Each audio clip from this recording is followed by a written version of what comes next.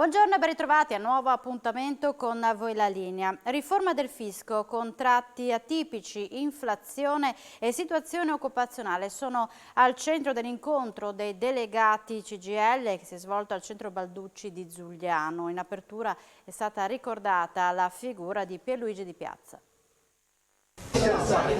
Attivo dei delegati regionali della CGIL al centro Balducci di Giugliano, dove tra l'altro questa mattina in apertura dei lavori è stato ricordato, è stata commemorata la figura di Don Di Piazza. Avete aperto così oggi con un ricordo? Certamente un ricordo di Di Piazza, una grande persona, io direi un profeta della nostra regione, che aveva fatto ovviamente della lotta sui più deboli, della coesione sociale, della dignità della persona, i punti centrali del suo agire, punti che ci accomunano. Ecco, un'occasione quella di oggi per parlare della situazione anche della nostra regione, perché sono diverse le richieste che il sindacato avanza al governo centrale. Si parla soprattutto di occupazione, ma l'occupazione pare stia tenendo, ma in che modo? Sì, pare che stia tenendo, ma bisognerebbe leggere i dati anche più in profondità, non solo sui numeri ma anche sulla qualità. Noi abbiamo un'esplosione di precariato immensa, il 90% delle assunzioni avviene attraverso contratti precari, i contratti a termine di fatto se ne rinnovano pochissimi dentro questa situazione di grande incertezza. Noi abbiamo quasi il 50% in più rispetto al 2019 di contratti non rinnovati, c'è un'esplosione di part-time involontari. Allora è chiaro che c'è una situazione ovviamente occupazionale preoccupante dentro uno scenario preoccupante. Uno degli aspetti l'inflazione, l'aumento dell'inflazione e quindi le ricadute sia sugli stipendi sia sui lavoratori che sui pensionati. Sì, l'inflazione è uno dei temi ovviamente principe. Noi abbiamo un'inflazione del 6%, c'è chi dice che arriverà al 7-8% a fine anno e ha un impatto ovviamente devastante sui redditi fissi dei dipendenti, soprattutto nelle fasce più deboli, anche quelle dei pensionati. Noi abbiamo una grande questione salariale aperta in questo Paese. Partiamo tra l'altro da una situazione nel nostro Paese di salari bassi.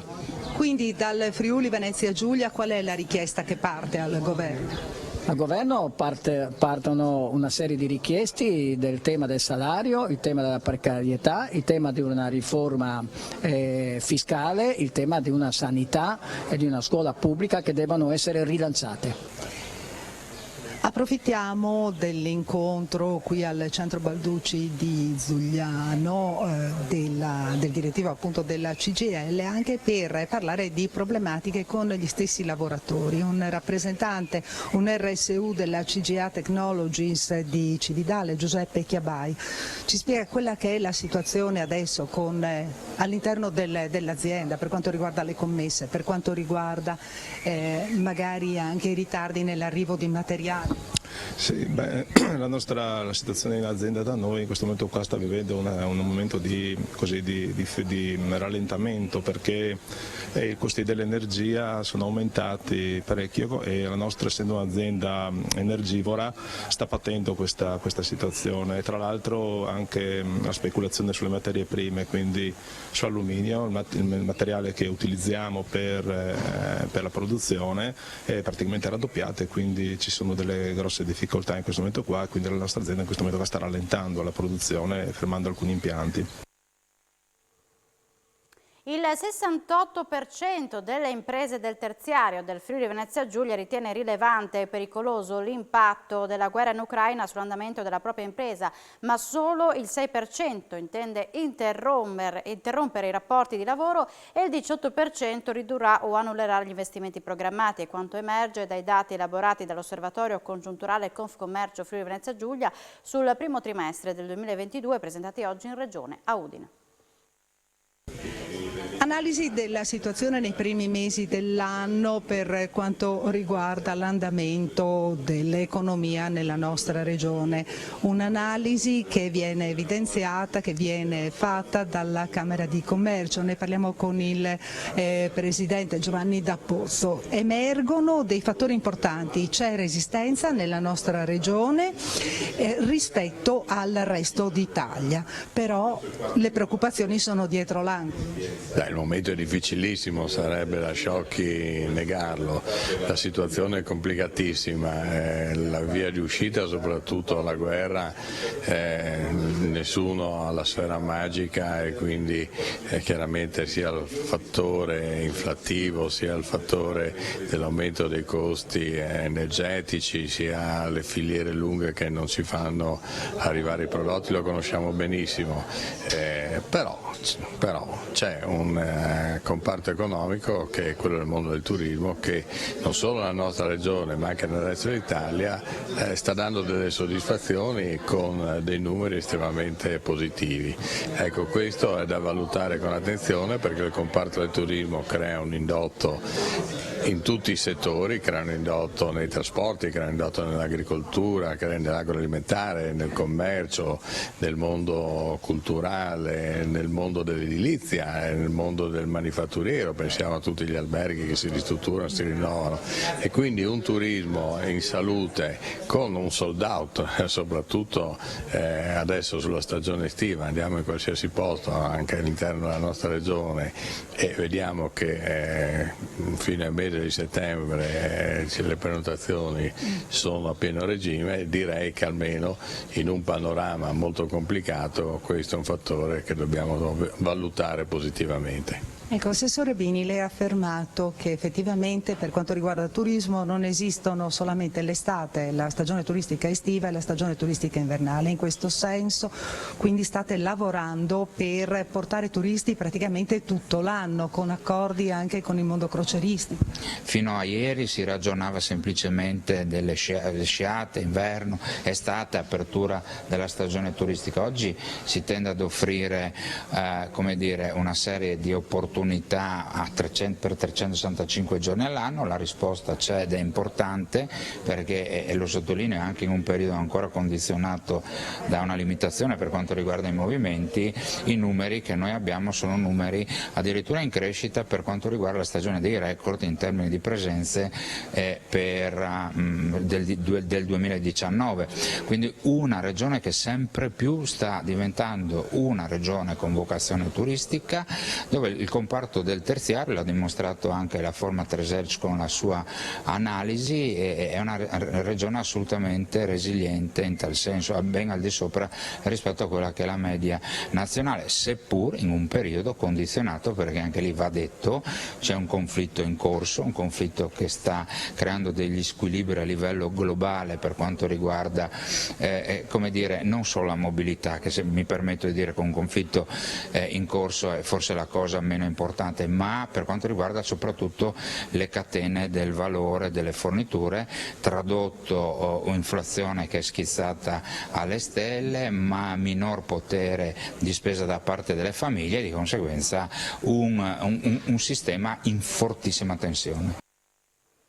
Confindustria Udine Academy ha ospitato oggi a Udine, a Palazzo Toriani, Jan LeCun, uno dei massimi esperti mondiali di robotica e intelligenza artificiale. Tantissimi i presenti tra imprenditori e studenti dell'Università di Udine. Innanzitutto è una persona di rilevanza strategica internazionale nel vero senso della parola. Possiamo dire che è uno di quei pochissimi plasmatori del nostro futuro. Diciamo che senza di lui oggi il mondo non sarebbe quello che è, quindi già da questo si capisce l'importanza. Abbiamo voluto aprire questo incontro a tutti significa a chiunque, quindi non solo solo ai nostri imprenditori e a managers o comunque a chi frequenta Confindustria, ma anche ai curiosi, ai giovani, agli studenti, a chiunque voglia ascoltare con la traduzione simultanea in presenza qualcuno che ha fatto dell'intelligenza artificiale e dell'apprendimento continuo l'ha elevato a qualcosa che va oltre alla capacità di ognuno di noi. Quindi credo che il valore aggiunto per il nostro territorio, oltre al fatto che personaggi di questo calibro in questo campo non si sono mai visti nella nostra regione, ma anche semplicemente per aprire la mente ai nostri ragazzi. Ed è la testimonianza del livello che ha raggiunto Confindustria Udine Academy anche nel portare ospiti illustri. Assolutamente sì, diciamo che sarà difficile riuscire a superare l'incontro di oggi, ma abbiamo già in canna qualche altro colpo davvero interessante e sono sicura che continueremo a mantenere questo standing elevato. The next challenge is to get machines to learn a little bit like humans. La prossima sfida sarà quella di far imparare le macchine, un po' come se fossero animali o umani. In questo momento il motivo per cui si parla tanto di intelligenza artificiale ora e negli ultimi 10 anni è perché siamo riusciti a far imparare alle macchine invece che programmarle, ma il modo in cui le macchine ora imparano non è neanche lontanamente paragonabile a quanto possono fare gli umani e gli animali. I prossimi passi saranno capire come ridurre questo gap in modo che possano ottenere una sorta di buon senso. Questo è l'argomento su cui sto lavorando ora, come tante altre persone. E quanto manca? We don't know. Non lo sappiamo. Potremmo avere delle rivelazioni nei prossimi 2 o 5 anni, oppure mettercene 10 o 20. La mia previsione però è che vedremo progressi importanti nei prossimi 5 anni. I think we're going to see some major progress over the next 5 years. 3 cose. La prima, ci farà lavorare meno, ci farà lavorare meglio e soprattutto, io me lo auguro perché questo è il nostro obiettivo, ci darà una possibilità di vivere meglio tutti insieme. È un sogno, è un'utopia? Probabilmente, ma guardate che tutte le nuove tecnologie in un modo o in un altro ci hanno aiutato a vivere meglio.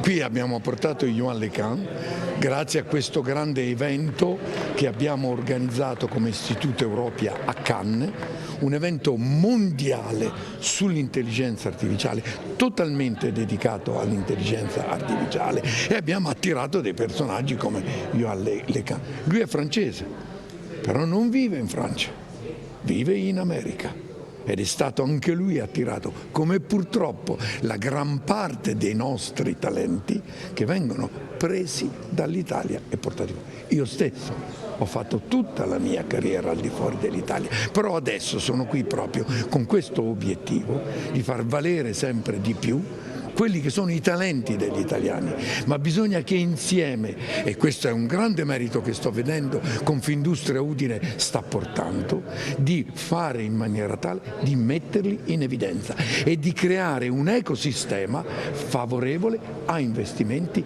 a creatività, a innovazione. Siamo in chiusura, ma ritorneremo in diretta con il telegiornale alle 16:30. Grazie per l'attenzione e buona giornata.